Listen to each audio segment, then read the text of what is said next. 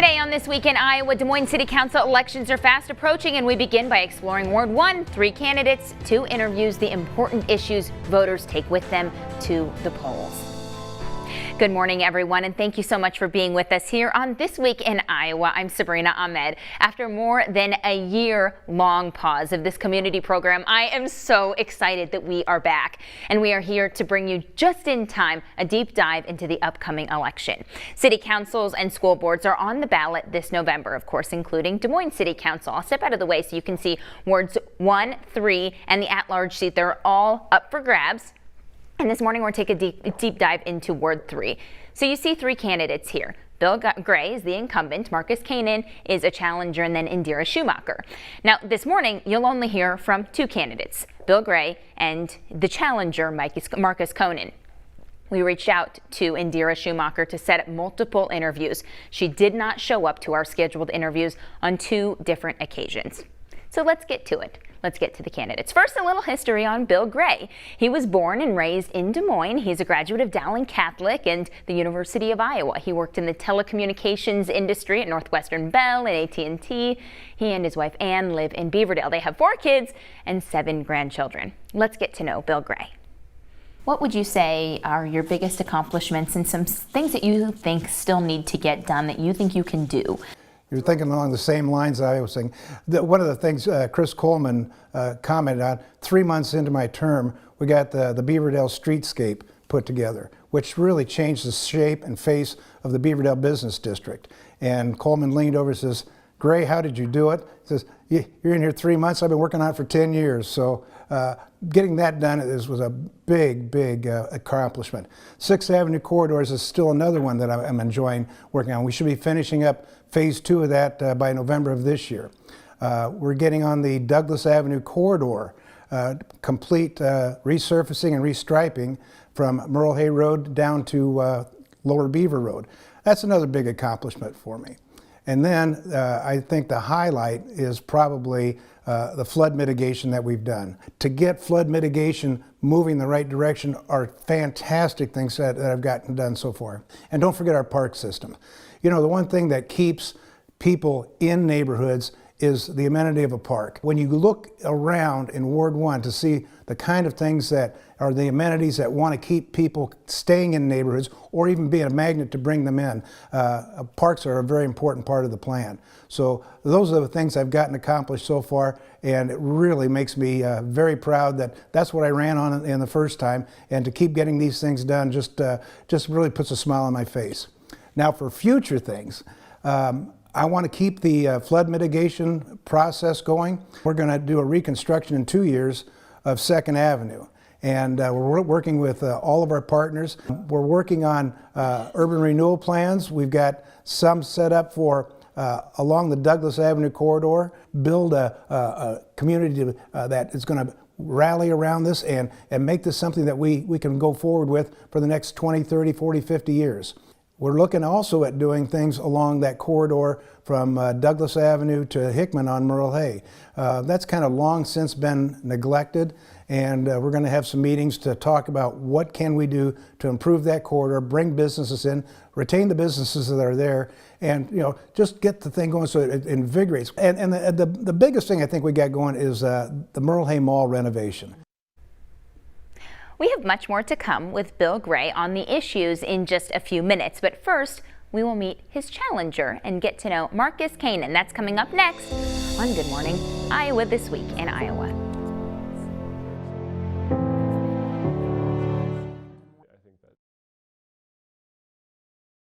You're watching This Week in Iowa. A little backstory for you now on Marcus COENEN. He's from Creston, Iowa. He and his family live in Beaverdale. He's lived all over the country and the world as a transportation planner, but now calls Des Moines home. He is the current resident of Beaverdale and the president of the Beaverdale Neighborhood Association. This morning, we get to know Marcus COENEN. I'm an urban planner by background, focusing on transportation planning. My wife and I moved into the Beaverdale neighborhood. Really fell in love with the neighborhood and the city. It's the best, isn't it? It is the best. And got involved very quickly with the Beaverdale Neighborhood Association. and really fell in love with the idea of serving neighbors and really pushing our city to be better. Like you mentioned, recently had a baby last year. She turns 1 this week, so that's exciting. So having that new experience of being a father and you know that mindset now, and what can the future bring for our city and the city that she'll grow up in is important to me. Marcus, why did you decide to run for city council? Sure. So there are several projects that have been brought forward over the last year that I've spoken out against or for different elements of it that I think that city council really wasn't listening to neighbors on and was pushing ideas that were kind of antiquated, old, wouldn't help the city move forward. So I really want to focus on bringing good ideas to city council and pushing for a future that makes our city better. Give me some examples. What are those projects? Sure. So one thing that I'd really like to focus on is creating safer streets, making sure that our speed limits and the street design really support streets that work for all ages, children. We want sidewalks that they can walk on to schools. We want sidewalks that older individuals who are retiring and want to live in their homes can go out and enjoy evening strolls. We want to focus on really cutting back on ordinances that are used for ticky-tacky violations. When we start thinking about stronger neighborhoods idea, I'd really like to bring in the neighborhoods into the decision-making process and allow them to bring forward ideas for projects that they want to see in their neighborhoods.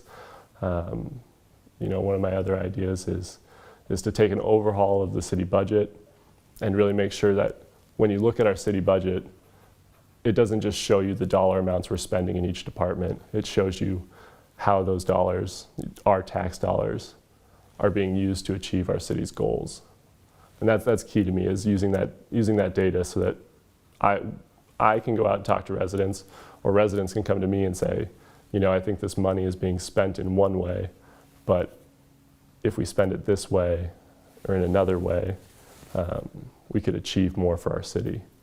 I think the other thing that I would like to do, thinking around sustainability, would be to focus on electric vehicle charging stations, because as a transportation planner, as an urban professional, electric vehicles are coming in the near future, and having the infrastructure in place now will only encourage individuals to utilize that.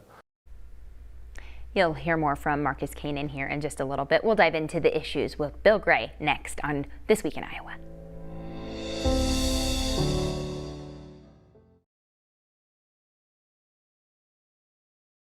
You're watching This Week in Iowa. Now to more issues this morning with incumbent Bill Gray, and we start by discussing city funds, police, and mental health. Take a listen. This morning I had a public safety meeting with the Riverbend Neighborhood Association residents, and that's exactly what we're talking about. We're not talking about diverting money, we're talking about increasing money to do things that we haven't done before.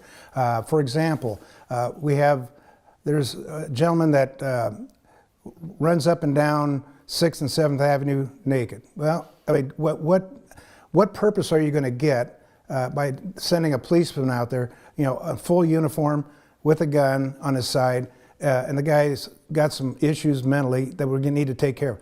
We need to beef up our mental crisis unit. Let's bring in the mental health professionals and get them some service. Get them over to Broadlawns. Maybe get them over to the VA, depending on what backgrounds they've got. Rather than arrest these people and put them in jail, that does no good.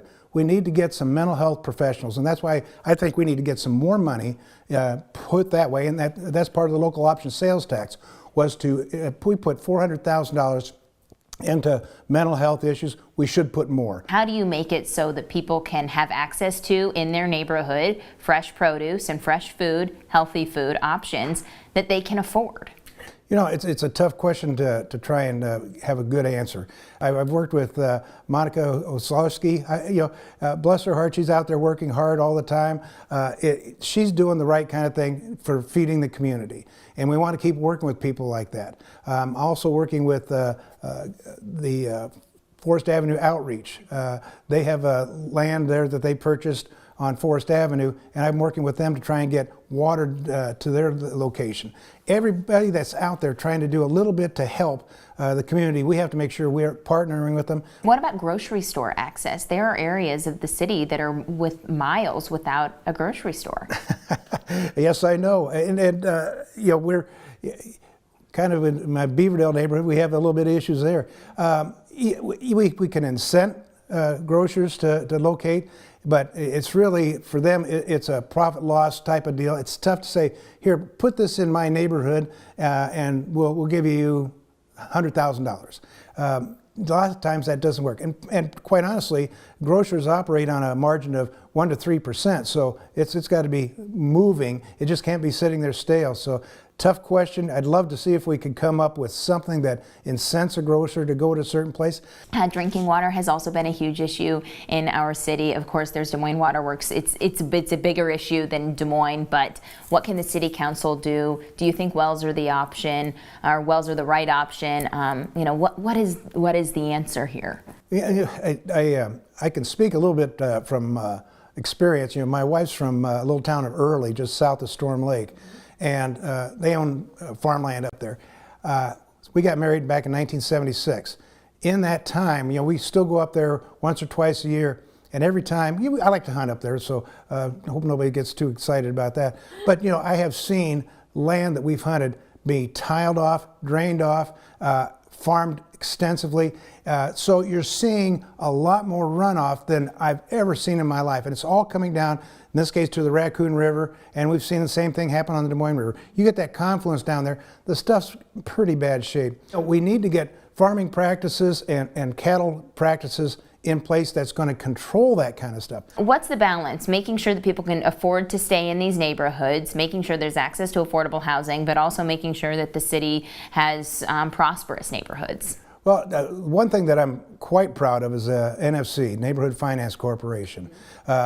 We fund that to the tune of $1 million each year, and we have partners in our financial institutions that help out. What we have to do is get our properties fixed so that the people are not living with the worried about the roof coming in, the furnace going out, all those things. Those are big issues that we have to do. We want to make sure that takes place. And then the other thing is, I've said this even when I first ran for election back in 2013. You know, affordable housing is not strictly relegated to Des Moines. Let's spread this affordable housing throughout the neighborhoods, throughout the metro. We got such a great community here. I want to make sure that everybody has an equal chance to make a living and grow up and want to stay and live here in Des Moines and central Iowa. Any closing thoughts? What do you want the people of Des Moines to know? Why you want to remain as the representative for Ward 1 in City Council? Well, the thing that I'm most proud of is that I came out here with 3 incentives. I wanted to make sure we had proper staffing for our fire and police. I wanted to make sure that our parks and recreation areas were staffed and we had capital improvement to get them done. And then infrastructure. It's roads, it's sewer. And I have continued to push that as hard as I can, and I think I have been very successful. So why am I wanting to do it again? There's a few things that I'd like to finish up, and the one thing, you haven't asked me about this yet, and I'm going to really give you a big talk on this, is the Grub YMCA. This is such a jewel for the inner part of our city. We have the full interview with Bill Gray on our website, weareiowa.com. It's under the politics page. You can also find the interviews with everyone running for Des Moines City Council. We'll be right back. We'll hear from his opponent.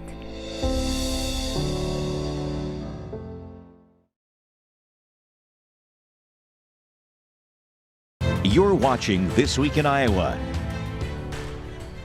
Let's dive into the issues with Marcus COENEN, and we start with why he decided to run for City Council. Take a listen. There's been an overarching issue in Des Moines for years of population leaving our city and going to our suburbs. Part of that has to do with schools. How do you help the school board and help the school system become better so that people are then incentivized to stay in Des Moines? Sure. I think it's really an idea of creating a place that everyone wants to be. You know, what are those reasons that are driving individuals to the suburbs? Housing stock, you know, more options for housing potentially. better schools, but also what's helping drive those schools are investments in technology, like you mentioned. I think about Waukee and the Apple development that brought in a bunch of money for the schools. So I don't know if it's partnering with the industries that we have in Des Moines to really drive that, similar to what Apple did. Maybe it's working with Principal Financial Group or Wells Fargo, Wellmark, any of those key individuals or companies. Part of it is creating a place that younger individuals want to spend time in.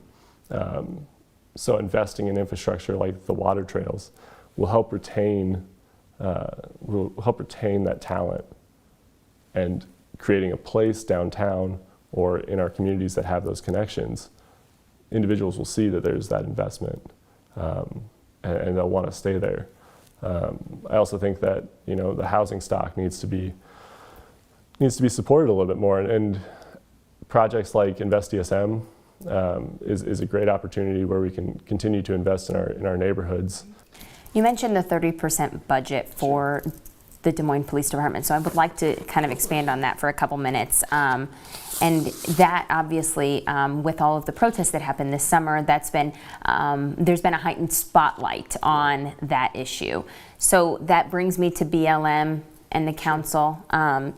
The concerns that the community members have brought to the city council, whether you agree with their tactics, sure, perhaps the concerns that they've brought, they'll tell you that not enough has been done. Yeah. Do you think more needs to be done? Yeah, I think more does need to be done. I think that a civilian oversight board makes sense. Just thinking about how our city is structured, we have civilian oversight for a number of different programs. We have a planning and zoning commission, which is civilian oversight of the planning process. We have a traffic and safety division or commission, and that's civilian oversight of decisions about parking and traffic safety. Why then can we not have a civilian oversight board that says, how are we policing the individuals in our city? How are we enforcing the ordinances and the laws in the city of Des Moines? I'm also, it's not a large point of my vision, but I'm also for reducing the priority of marijuana enforcement. What other programs do you think could be added or tweaked to improve crisis management in our city instead of having a police officer respond? So I think we need to continue our partnerships with and build on our partnerships with Polk County and Broadlawns, and really focus on understanding if we're meeting the needs of our mental health crisis team. I think that's a great program. I've talked to neighbors, and sobering centers are an important improvement that can be made. So I think that it comes back to looking at those programs and seeing if we're funding at a level that helps us meet our residents' needs, but without the data on a lot of these issues, and collecting that data, sometimes we're not going to know. Another thing we hear a lot about is food deserts, and we were just talking about putting, I won't ask you about it, but a grocery store in the Beaverdale neighborhood. There are pockets of Des Moines that do not have access to fresh food, and to fresh produce, and to fresh meat. Yeah. How do you fix the food insecurity issue in our city? Yeah, I think that one way is through targeted investment and in partnerships with grocery chains to help bring stores into neighborhoods where there is a need. But also, I've been monitoring some developments around urban farming in the city of Des Moines.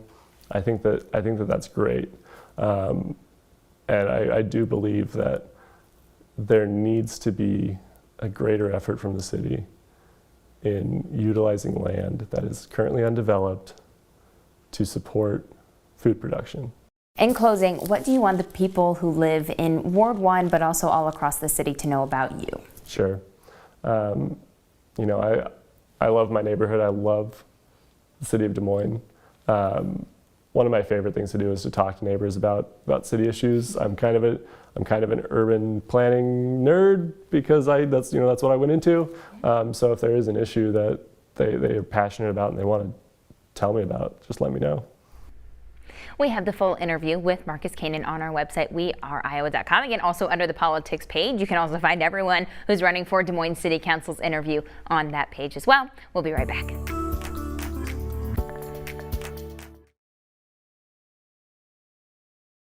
Thank you so much for joining us here for This Week in Iowa. We hope to see you again next Sunday.